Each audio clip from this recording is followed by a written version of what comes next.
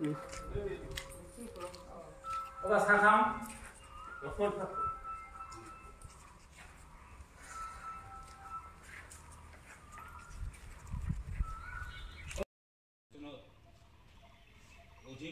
ভোটত জয়যুক্ত কৰে আপোনালোকক আমি এই ইলেকশ্যনৰ ৰিজাল্ট দিয়াৰ পাছতে প্ৰচাৰ দেওয়া বুলিয়ে এই দেৱতাৰ সাক্ষী দেৱতা মানুহ সাক্ষী মানুহ অগ্নি বায়ু আৰু এই সূৰ্য দেৱতাক সাক্ষী কৰে সত্য সত্য সত্য তিনি সত্যকে কোৱা হৈছে।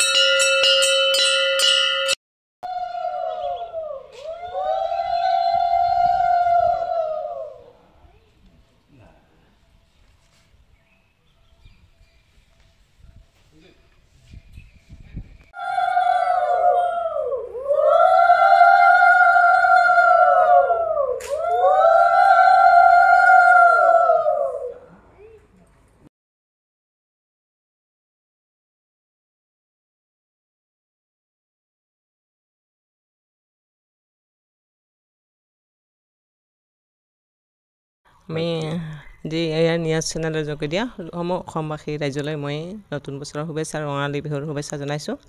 আৰু নিউজ চেনেল আপোনালোকলৈও মোৰ মৰম থাকিল, নতুন বছৰটো ভাল হৈ যাওক।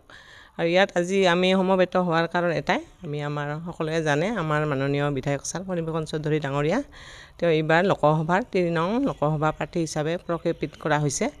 আৰু তাতে আমাৰ তেওঁ 100% জিকিবই, সেইটো আমাৰ খাটাং হৈ গৈছে। কিন্তু তাৰে লগতে তেওঁ শাৰীৰিকভাৱে মাজে মাজে অসুস্থ হৈ থাকে বাবে আমি আজি তেওঁ যাতে সুস্থ হৈ থাকে, এই 10টা সমষ্টি তেওঁ প্ৰচাৰ চলাব লাগিব। গতিকে সেই সূত্ৰে তেওঁ হয়তো শাৰীৰিকভাৱে অসুস্থ যাতে নহয়, তাৰে কামনাৰে আমি আজি ভগৱানৰ ওচৰত প্ৰাৰ্থনা কৰিছোঁ। সেই হিচাপে আজি ইয়াত আমি মিলিত হৈছোঁ। আমাৰ অতি আদৰৰ তথা মৰমৰ বৰ্তমানৰ বঙাইগাঁও বিধানসভা সমষ্টিৰ বিধায়ক মাননীয় শ্ৰীযুত ফণীভূষণ চৌধুৰী ডাঙৰীয়াই এইবেলি 3 নং বৰপেটা লোকসভা সমষ্টিৰ মিত্ৰজোঁটৰ প্ৰাৰ্থী হিচাপে অৱতীৰ্ণ হৈছে। AGP BJP আৰু UPP দলৰ মিত্ৰজোঁটৰ প্ৰাৰ্থী হিচাপে অৱতীৰ্ণ হৈছে। আৰু এই অৱতীৰ্ণ হোৱাত আমি জেলগাজাৰবাসী ৰাইজে খুব আমি গৰ্বিত হৈছোঁ। তাৰ লগে লগে আমি সংখ্যা তথা শংকিত হৈছোঁ তেখেতৰ স্বাস্থ্যৰ সম্পৰ্কত, কিয়না এই 3 নং বৰপেটা লোকসভা সমষ্টিটোত 10খনকৈ বিধানসভা সমষ্টি ইয়াতে আছে।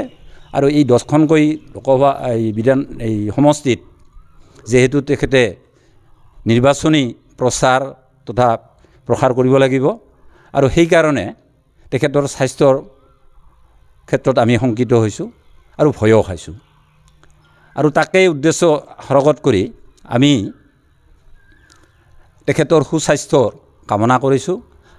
আৰু আগন্তুক নিৰ্বাচনত তেওঁ বিপুল ভোটত জয়ী হৈ আমাৰ বঙাইগাঁও সমষ্টিৰ লগতে গোটেই বৰপেটা 3 নং বৰপেটা সমষ্টি তথা গোটেই অসমত এটা সুনেতৃত্ব বহন কৰক, তাৰ এই কামনাৰে আমি আজিৰ এই শ্ৰী শ্ৰী লক্ষীনাৰায়ণ মহাপ্ৰভুৰ শ্ৰীচৰণত, মহাদেৱ প্ৰভুৰ শ্ৰীচৰণত আৰু ৰাধা গোবিন্দ মন্দিৰৰ মাৰ শ্ৰীচৰণত আমি প্ৰণাম জনাইছোঁ।